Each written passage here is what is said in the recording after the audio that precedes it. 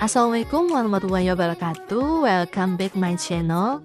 Alhamdulillahirrahmanirrahim. Dalam kesempatan kali ini saya dapat memaparkan kembali materi-materi perkuliahan, yakni materi dari mata kuliah pemasaran internasional. Kemudian tema hari ini adalah segmentasi, targeting, dan positioning.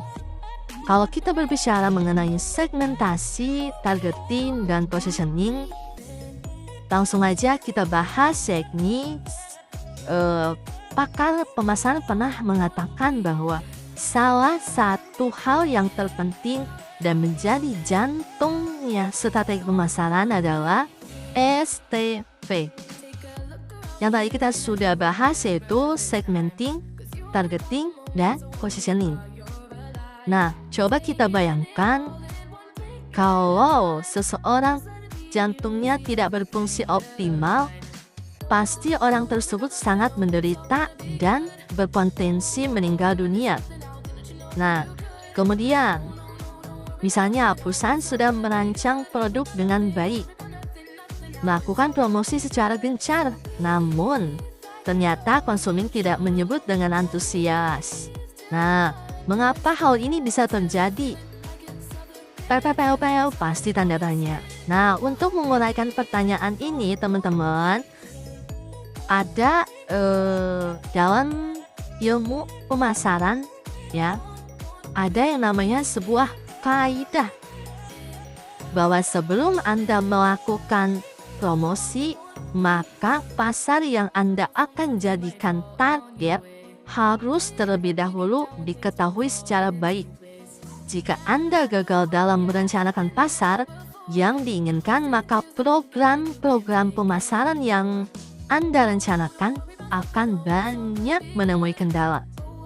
Nah, untuk menentukan pasar secara tepat, itulah yang dinamakannya kita harus melakukan segmenting, atau biasanya kita sebutnya segmentasi pasar. Kemudian, segmentasi pasar itu apa sih? Segmentasi adalah menentukan target dari suatu kelompok pelanggan yang memiliki kebutuhan dan keinginan yang serupa. Tujuan segmentasi pasar adalah membuat para pemasar mampu menyelesaikan bauran pemasaran untuk memenuhi kebutuhan satu atau lebih dari segmen pasar tertentu. Kemudian, segmentasi pasar adalah kegiatan membagi-bagi pasar yang bersifat heterogen dari suatu produk ke dalam satuan-satuan pasar. Biasanya disebutnya segmen pasar. Yang bersifat homogen itu dikemukakan oleh Philip Kotler. Dengan kata lain, segmentasi pasar adalah kegiatan membagi pasar menjadi kelompok pembeli yang dibedakan dengan kebutuhan, karakteristik, atau tingkah laku berbeda yang mungkin membutuhkan produk atau bauran pemasaran terpisah. Next, kita masuk ke tingkat segmentasi pasar. Segmentasi pasar dapat diterapkan pada 4 tingkatan, yaitu yang pertama tingkat segmen, tingkat ceruk, tingkat lokal, dan tingkat individual. Kemudian, apa itu tingkat segmen? Tingkat segmen pasar yaitu kelompok atau bagian besar dari suatu pasar yang dapat diidentifikasi karakteristiknya. Dalam menerapkan segmentasi pasar di perusahaan, menyadari bahwa konsumen berbeda-beda dalam keinginan, status sosial, perilaku, kemudian lokasi geografis, dan kebiasaan mereka. Oleh sebab itu, perusahaan yang menerapkan pemasaran segmen ini tidak akan menyesuaikan produk ataupun program komunikasi pemasaran setiap pelanggan secara individual. Sebaliknya, perusahaan berusaha memilah dan memisahkan beberapa segmen yang besar yang membentuk pasar tersendiri. Kita ambil contoh, yaitu sebuah perusahaan pasta gigi. Nah, mengidentifikasi 3 segmen yang luas, misalkan, yaitu pembeli yang ingin giginya putih dan nafas segar, kemudian yang menginginkan gusinya kuat. Jadi, Pemasaran segmentasi merupakan titik tengah antara pemasaran massal dengan pemasaran individual. Dalam hal ini, target pasar yang menjadi bagian suatu segmen diasumsikan cukup serupa dalam keinginan kebutuhan mereka. Tetapi tidak sama persis. Beberapa anggota segmen menginginkan kelengkapan tambahan dan manfaat yang tidak terdapat dalam penawaran, sementara anggota yang lain tidak keberatan melepaskan sesuatu yang tidak begitu mereka inginkan. Misalnya, contoh lain ya, sebuah rumah sakit membagi ruang perawatan. Salah satu segmen yang ruang perawatannya adalah segmen kelas atas, misalkan VIP ya kalau sekarang. Dengan menyediakan ruang dengan interior mewah, tempat tidur dan kamar mandi khusus. Mungkin beberapa pasien ingin mendapatkan fasilitas lebih dari itu, misalnya menginginkan ada telepon dan internet, biasanya ada wifi gitu kan. Sementara itu ada juga ruang perawatan dengan segmen fasilitas yang tidak terlalu banyak sehingga harganya bisa lebih rendah. Kemudian kita ke tingkat ceruk. Nah itu tadi tingkat segmen ya. Kita masuk ke tingkat ceruk.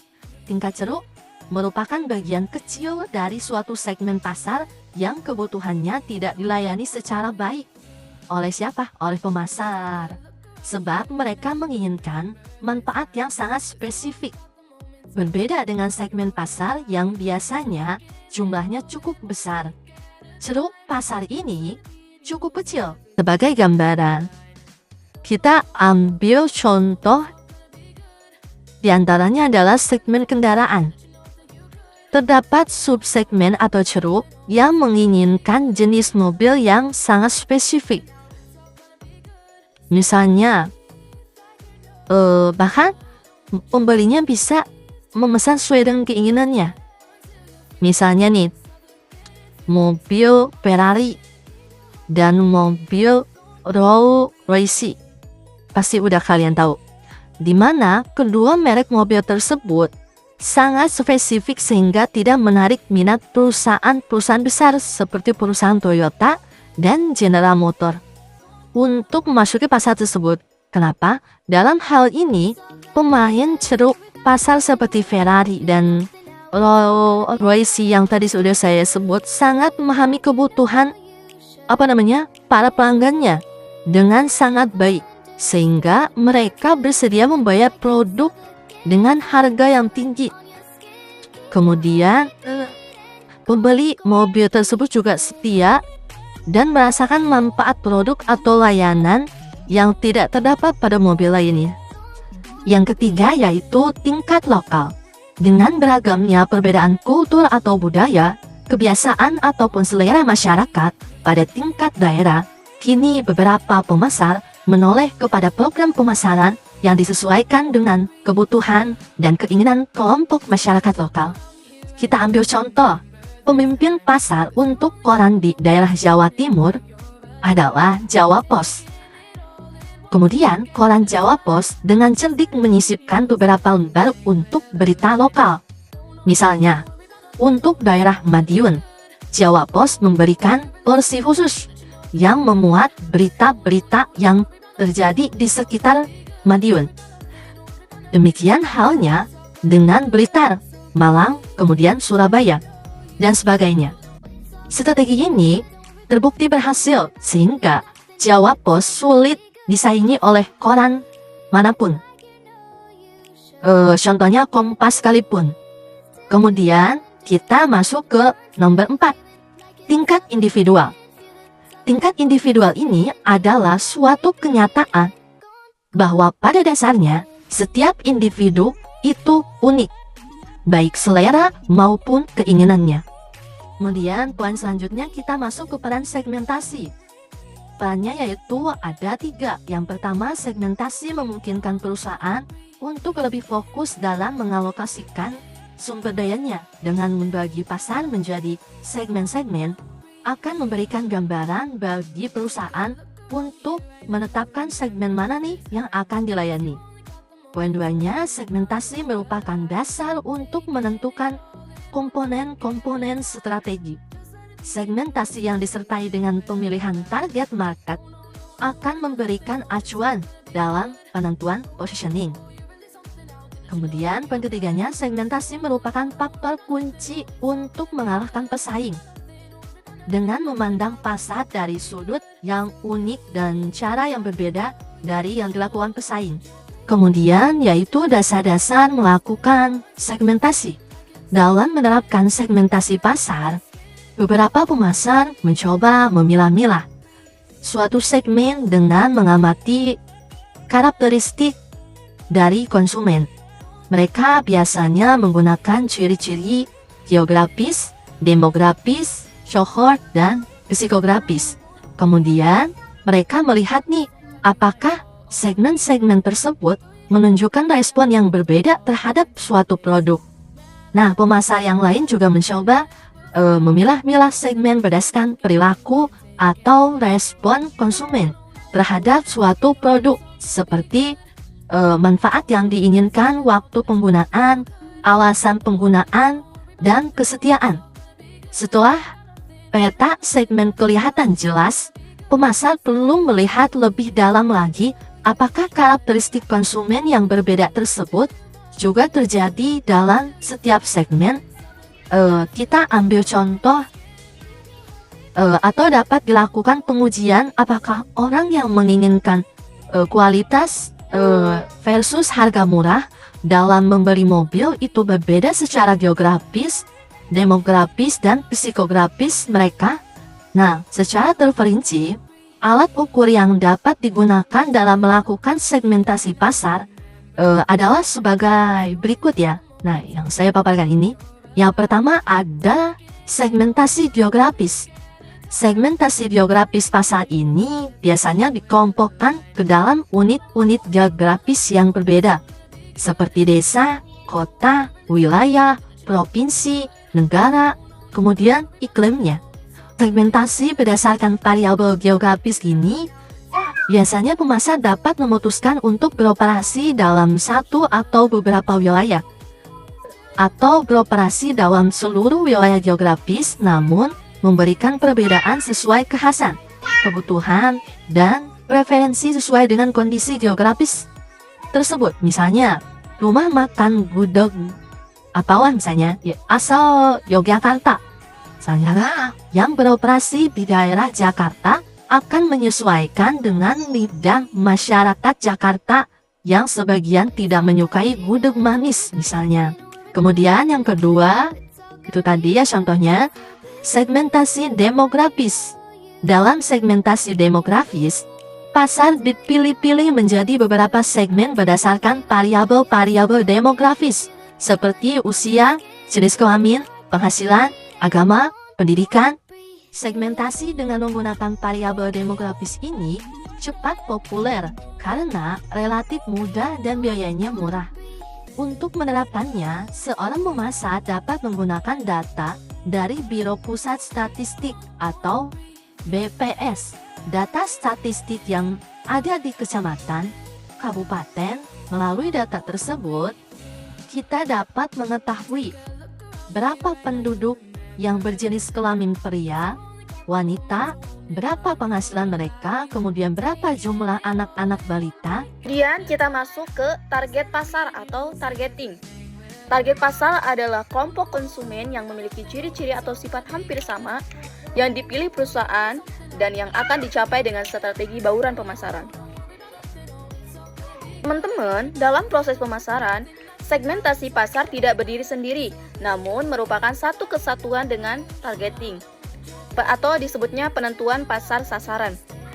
Nah, untuk membidik pasar, kita tidak boleh hanya mengandalkan intuisi semata untuk mengetahui secara persis siapa pasar kita dan bagaimana karakteristiknya.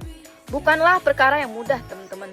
Untuk jangka waktu tertentu dan dalam skala yang terbatas, mungkin kita dapat menggunakan intuisi.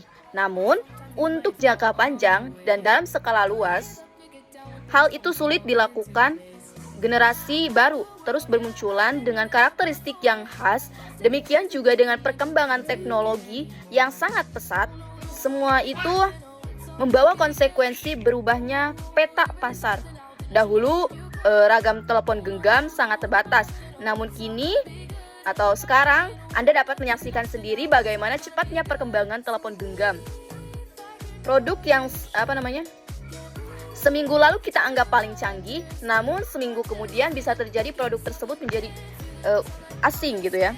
Karena munculnya jenis telepon genggam baru yang lebih canggih dan fiturnya jauh lebih banyak. Nah, berdasarkan paparan yang sudah saya sampaikan, maka untuk saat ini para pemasar tidak dapat lagi membidik pasarnya hanya mengandalkan intuisi semata. Dahulu, banyak pengusaha yang membidik pasarnya secara intuitif. Mereka merasa mengetahui secara persis siapa pasarnya, apa kebutuhan mereka. Nah, mereka memandang pasarnya menurut persepsi mereka sendiri. Akibatnya, banyak kebijakan pemasaran yang tidak cocok dengan kondisi di lapangan. Misalnya, kita ambil contoh seorang produsen cairan pembersih lantai sangat yakin bahwa konsumennya akan menyukai cairan pembersih lantai yang kental karena daya bunuh terhadap kuman yang lebih kuat. Akhirnya dia membuat cairan pembersih lantai tersebut dengan tingkat kekentalan yang tinggi. Namun dia lupa bahwa kini konsumen lebih menyukai cairan pembersih lantai yang wangi. Nah, tingkat kekentalan yang seharusnya menjadi prioritas utama oleh konsumen, namun realitanya tidak dianggap penting bagi konsumen. Oleh karena itu, pemasar tidak dapat lagi membidik pasarnya hanya mengandalkan intuisi semata di zaman sekarang ini. Kemudian kita masuk ke kriteria pemilihan segmen. Yang pertama dapat diakses, artinya segmen pasar yang dituju dapat dijangkau dan dilayani secara efektif. Misalnya apabila ada pasar yang potensial untuk produk X, namun tempat mereka sulit dijangkau karena di daerah hutan jauh dari kemana-mana misalkan. Pelosok lah intinya ya. Menghadapi hal itu, maka lebih baik kita memprioritaskan kepada pasar yang sama-sama membutuhkan produk, tetapi tempat mereka mudah dijangkau dan jumlahnya signifikan. Kemudian, yang kedua cukup besar. Besar di sini yaitu jika pasar sama-sama membutuhkan produk, maka hendaknya kita memilih segmen yang jumlahnya cukup besar. Yang ketiga yaitu dapat diukur. Akan lebih baik pasar yang kita bidik untuk produk tersebut dapat diukur, baik kuantitas mereka, daya beli, dan profil lainnya. Yang keempat, sesuai dengan tujuan atau misi organisasi.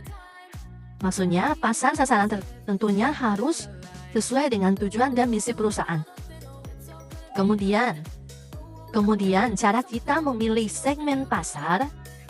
Yang pertama yaitu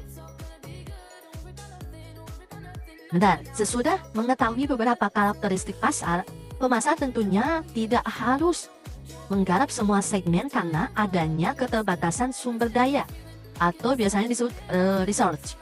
Pemasar harus memilih segmen pasar di mana dia dapat menawarkan nilai, value, dan pelayanan yang prima. Percuma kita melayani semua segmen jika tidak mampu memuaskan mereka.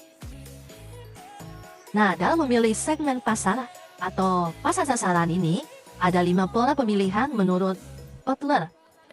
Yang pertama yaitu konsentrasi segmen tunggal, kemudian spesialisasi selektif, dan yang ketiga spesialisasi produk, keempat spesialisasi pasar, dan yang kelima yaitu menggarap seluruh pasar. Kita ambil contoh yang pertama, konsentrasi segmen tunggal. Pemasar dapat memilih semua segmen tunggal, misalnya perusahaan mobil Ferrari yang sebelumnya saya sudah sebutkan, memilih segmen tunggal Ferrari akan mendapatkan pemahaman yang kuat tentang kebutuhan pasarnya sehingga dapat melayani mereka secara lebih baik. Kemudian yang kedua, spesialisasi selektif.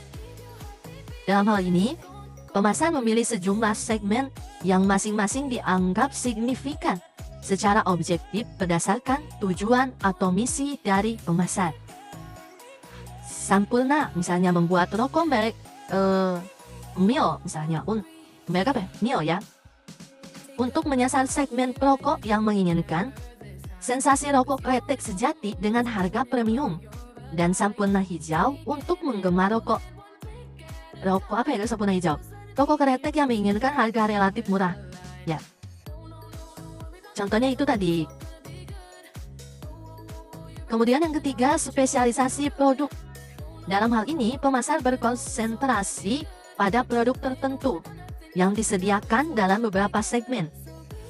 Contohnya, produsen alat berat menjual produknya untuk perusahaan kontraktor. Kontraktor apa nih? Perusahaan kayu misalnya, dan perusahaan penyewa alat berat. Kemudian spesialisasi pasar. Nah, dalam hal ini, pemasar berkonsentrasi melayani berbagai kebutuhan dari suatu kelompok pasar tertentu. Misalnya, suatu perusahaan melayani berbagai kebutuhan rumah sakit dengan menyediakan produk stetoskop, alat suntik, alat bedah, dan sebagainya. Kemudian yang kelima, menggarap seluruh pasar. Dalam hal ini, pemasar bermaksud melayani seluruh kelompok segmen dengan semua produk yang mungkin mereka butuhkan. Misalkan Unilever berusaha menjangkau semua pengguna pasta gigi dengan menciptakan beragam pasta gigi. Hanya perusahaan besar yang dapat melayani seluruh pasar ini. Yang pertama, kemudian selanjutnya, pemasar dapat menggarap seluruh pasar atau segmen dengan dua cara, teman-teman. Yang pertama yaitu undifferentiated. Yang kedua yaitu differentiated marketing. Yang pertama, undifferentiated marketing yaitu pemasaran yang tidak membedakan. Nah, dalam undifferentiated marketing, pemasar mengabaikan adanya perbedaan di antara segmen-segmen yang ada. Jadi, dalam hal ini, pemasar berkonsentrasi pada kebutuhan pasar yang bersifat mendasar, bukan pada perbedaan di antara mereka. Misalnya, dulu pada awalnya Supermi hanya membuat satu jenis mie yang ditujukan untuk semua orang. Yang kedua yaitu differentiated marketing atau pemasaran yang membedakan. Yang tadi pemasaran yang tidak membedakan, kemudian yang kedua pemasaran yang membedakan. Dalam hal ini, pemasar merancang program pemasaran yang berbeda-beda di antara segmen-segmen yang ada. Kita ambil contoh, seiring dengan tingkat persaingan yang semakin ketat, Unilever meluncurkan pasta gigi merek Pepsodent dengan variasi yang lebih banyak. Misalnya, ada yang ditujukan untuk mencegah gigi berlubang, untuk memutihkan gigi, dan sebagainya.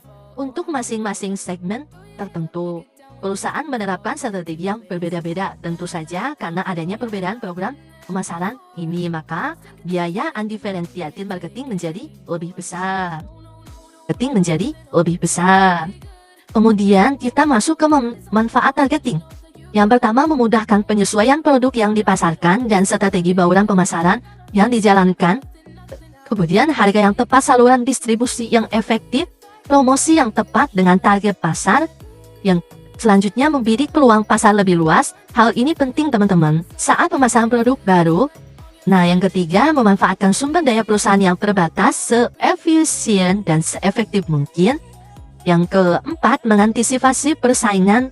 Yang kelima, mengembangkan posisi produk dan strategi bauran pemasaran. Kemudian, macam-macam pasar sasaran. Yang pertama yaitu pasar sasaran jangka pendek dan pasar sasaran masa depan. Yang kedua yaitu pasar sasaran primer dan pasar sasaran sekunder. Nah, pasar sasaran jangka pendek merupakan pasar yang menjadi fokus saat ini. Kita ambil contoh bagi BKKBN, pasangan usia subur adalah pasar sasaran jangka pendek, sedangkan pasar sasaran masa depan bagi BKKBN adalah pasar wanita pelajar, SMP, SMS, atau mahasiswa yang notabene mereka akan menjadi wanita dewasa dan berumah tangga. Mereka adalah pasar potensial di masa depan. Oleh karena itu, mereka tidak boleh diabaikan. Kemudian yang kedua, pasar sasaran primer dan pasar sasaran sekunder. Nah, menjadi fokus utama organisasi, merekalah yang menjadi alasan keberadaannya perusahaan Anda, teman-teman. Bagi BNN, Badan Narkotika Nasional, sasaran kampanye narkotika yang primer adalah generasi muda. Namun tidak menutup kemungkinan orang dewasa juga kecanduan narkoba. Oleh karena itu, orang dewasa menjadi pasar sasaran sekunder. Jadi, arti sekunder di sini adalah pasar yang tidak menjadi sasaran utama, gitu teman-teman. Banyak sekali teman-teman strategi yang harus dipertimbangkan dalam memilih strategi yang cakupannya besar. Yang pertama, sumber daya perusahaan. Kemudian keanekaragaman atau variabilitas produk. Yang ketiga, daur hidup produk. Dan yang keempat, variabilitas pasar. Dan yang kelima, strategi pemasar pesaing. Dalam pemasaran internasional, pemilihan strategi cakupan pasar harus mempertimbangkan berbagai faktor global. Misalkan, faktor-faktor utama yang perlu diperhatikan meliputi sumber daya perusahaan yang sudah tadi saya sebutkan itu, teman-teman.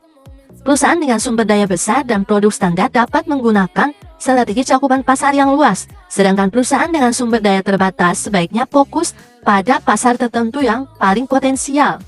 Selain itu, pemahaman terhadap kondisi pasar, kemudian budaya, daya beli, serta taktik pesaing sangat penting untuk menentukan pendekatan yang tepat. Dengan mempertimbangkan semua aspek ini, semua aspek yang sudah saya sebut tadi, secara menyeluruh, perusahaan dapat memilih strategi pemasaran internasional yang efektif, efisien, dan berkelanjutan. Poin selanjutnya yaitu pemposisian produk di pasar atau positioning.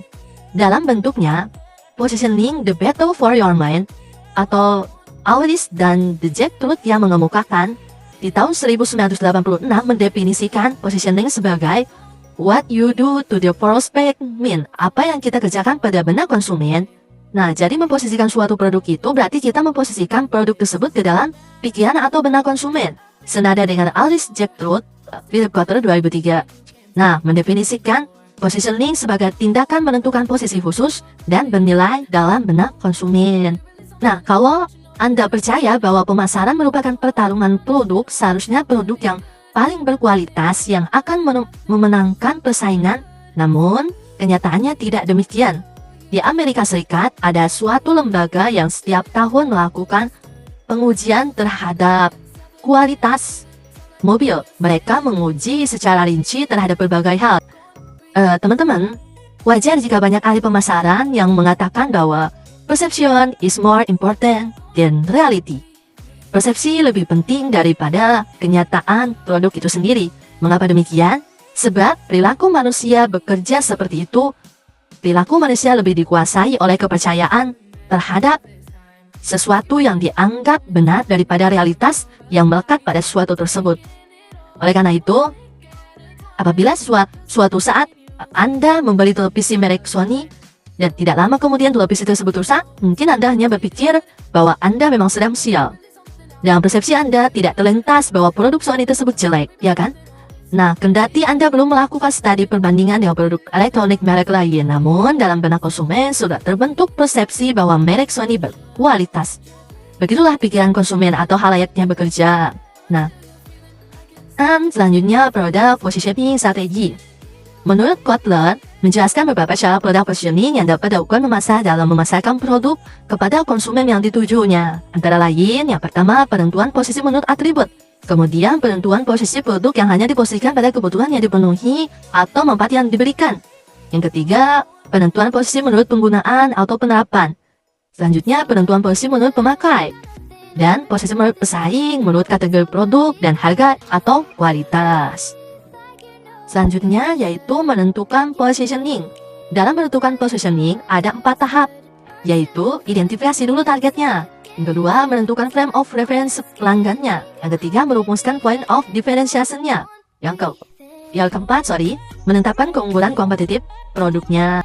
Kemudian, yaitu kriteria yang menentukan positioning. Menurut Hermawan Kartajaya, ada 4 kriteria untuk menentukan positioning, yaitu customer, company, dan competition, dan chain. Nah, kita bahas dulu customer. Customer itu adalah pelanggan. Perusahaan harus memahami siapa target pelanggannya, apa kebutuhan dan keinginannya, serta bagaimana perilaku mereka. Nah, positioning ini harus mampu menarik perhatian dan memenuhi ekspektasi pelanggan. Kemudian company atau perusahaan. Positioning harus disesuaikan dengan kemampuan, visi, dan keunggulan perusahaan agar dapat dijalankan dengan konsisten. Kemudian poin yang ketiga yang tadi sudah saya sebut, competition atau persaingan. Perusahaan harus mengetahui posisi pesaing di pasar agar dapat menentukan posisi yang unik dan berbeda dari mereka. Yang ketiga yang keempat yaitu change atau perubahan. Dunia bisnis selalu berubah. Positioning harus fleksibel. terhadap perubahan tren teknologi dan kebutuhan pasar agar tetap apa teman-teman? Relevan. Kemudian target pasar. Siapa yang menjadi sasaran utama produk atau layanan tersebut? Yang pertama yaitu tahap daur hidup produk. Strategi positioning bisa berbeda tergantung apakah produk masih baru, sedang tumbuh, matang, atau menurun. Kemudian prioritas manajemen. Keputusan manajemen mengenai arah perusahaan juga berpengaruh terhadap posisi produk di pasar. Kemudian yang ketiganya sumber daya dan pesaing. Ketersediaan sumber daya seperti keuangan, sumber daya manusianya, dan teknologi, serta kekuatan dan strategi pesaing akan menentukan bentuk positioning yang bisa dijalankan.